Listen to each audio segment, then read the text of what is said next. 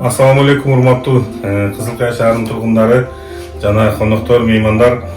Барыңыздарга айтып кайрылып өтчү нерсе биздин агентстводан үй мүлктөрдү алып сатуу боюнча кызматтар бар. Ошондой эле ушул кызматтарыбызга бизге ишенип келген кардарларыбыздын ишеничине актап ушул эженин үйүнө сатышып бердик. Ушул эжеге ипотека жолу менен алышып акырына чейин биз туруп бердик. Ошондой эле сиздердин дагы ипотека жолу менен алсаңыздар болот.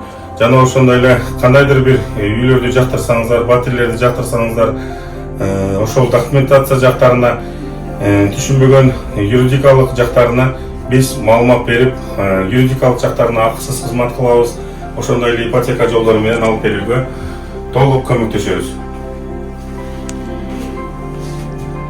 Ушул Кайрат балам сатып берди. Мына Кудайга шүгүр, Кызыл Кая шаарында рахмат, иштерге ийгилик, ишенсеңер болот экен. Мына сатып берди. Рахмат. Şu балдар, иштеген балдар. Assalamu alaikum. Allah'a çeksiz maqtoolor bolsun, jana şükürler bolsun. Rahmat, Allah razı olsun. Mana kızım uy aldı de. Kızım uy aldı de. Rahmat mana şu Kayratqa, İbrahim'ge, Nurjamalga Allah razı olsun. İşlerge iyilik, densoluk versin. Allah talam жақшылықтардың үстө жүрө берсиндер балдарга рахмат.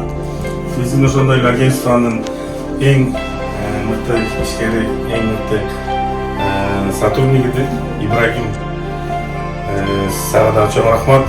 Сенин дагы ушунчалык жардамың салымың зор. Ошондой эле баарыбызга ийгиликтер болсун. Ишенип келген элдерге, кардарларга баарыңыздарга терең чоң ыраазычылыктар рахмат айтабыз. Барака коюңуз. Барака. Allah razı olsun, rahmat, жақсылықтар үстө жүрө бериңиздер, жақсылықтарга иштедиңиздер, денсаулык берсин, рахмат, ооруларын көргүн, денсаулыгыңыздар берсин. Мен Кудай, кең пейил берсин, кетпес бойлап берсин, өмүрлөрүңөр узун болсун, иштериңерге ийгилик болсун, ушул ишиңерди дайыма барып, эл үстүндө иштей бергиле. Бала чакаңар менен тынч болгула. Сенем денсаулык берсин кыздарыма. Майлы рахмат. İbrahim, Kayrat, işinlerge iyi gelip kaldılar. Onu uğrar, tınç oldu.